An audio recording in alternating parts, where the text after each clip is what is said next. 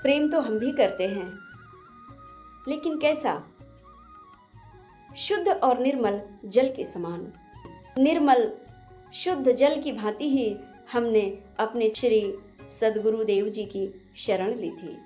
जब जल यानी शिष्य और दूध यानी गुरु।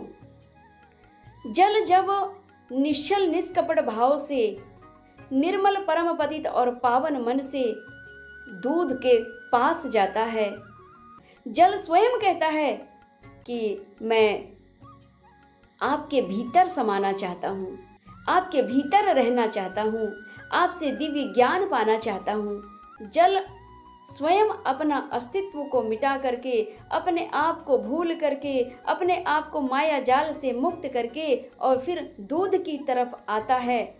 और जब दूध उस जल को अपनी ओर आते देखता है तो फिर दया के भाव करके उस जल के निर्मल परम पतित पावन निष्कपट निश्चल भाव को देख करके विचार को जान और समझ लेने के बाद दूध भी भाव विभोर हो जाता है और वह जल को अपने में मिला लेता है।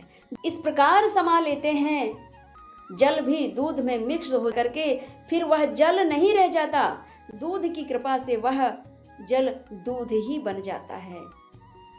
वह जल को दूध अपना स्वरूप दे देता है, फिर अपना नाम दे देता है, फिर अपना कार्य दे देता है और फिर यहाँ तक कि अपने दिव्यत्वता को भी प्रदान करता है। जिस प्रकार दूध से दही, दही से मक्खन और उसके बाद फिर घी निकल जाता है, तो इसी प्रकार यह जल भी दूध के साथ मिलकर के वह दिव्यत्वता को, वह गुण को प्राप्त करता है, वह अमृत को प्राप्त कर जाता है। इसी प्रकार शिष्य को भी अपना मूल अस्तित्व को भूल कर कि मैं कौन हूँ, मैं कितना ज्ञानी हूँ, मैं कितना विद्वान हूँ, यह विद्वानता, यह ज्ञानीपन का जो भेदभाव है उसको भूल कर और धैर्य धारण करके और निर्मल और स्वच्छ पवित्र भाव से जब गुरु शरण में जाता है तो गुरु वह शिष्य को, वह भक्त को दिव्य शिक्षा प्रदान करता है। और जब दिव्य शिक्षा हो जाती है, दिव्य दीक्षा प्रदान करता है, उसके बाद में वह गुरु वह शिष्य को अपने हृदय में बिठा लेता है। और गुरु जब शिष्य को अपने हृदय बीच बिठा लेते हैं, अपने भीतर समा लेते हैं, फिर अपना दिव्य ज्ञान वह शिष्य को प्रदान करते हैं, अपना वह दिव्य स्वरूप शिष्य को प्रदान करते हैं, अपना दिव्य तेज शिष्य को प्रदान करते हैं, अपना स्वरूप प्रदान करते हैं।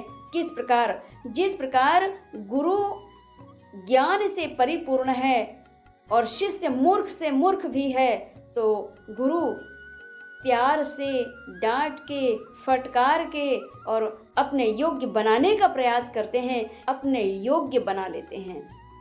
क्योंकि गुरु को पता होता है कि मेरा ही शिष्य है, मेरा ही धर्म पुत्र है, मुझे धर्म पुत्र के रूप में प्राप्त हुआ है। यह मेरा पुत्र नहीं तो क्या हुआ, मेरा जन्मदाता पुत्र नहीं तो क्या हुआ, मेरा धर्म का तो पुत्र है जो परमात्मा की कृपा से मुझे प्राप्त हुआ है।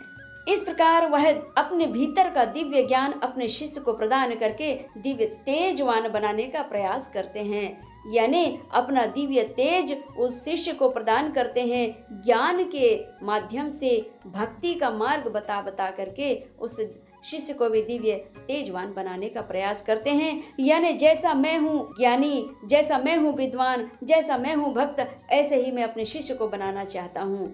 और फिर वह दिव्य गुरु अपना नाम दे देते हैं, अपना इष्ट तक प्रदान कर देते हैं अपने शिष्य को। कितने बड़े दानी होंगे गुरु! ऐसे गुरु को तो बारंबार प्रणाम, लाख लाख प्रणाम, कोटि कोटि प्रणाम है। इसीलिए गुरु परंपरा को पूर्ण रूप समझें, पूर्ण रूप जानें और अपने यह जीवन को भटकने से बचाएं और अपने यह मानव जीवन को कृतार्थ करें। आज के प्रसंग में बस इतना ही। जय माँ पीताम्बरा, जय श्री महाकाल।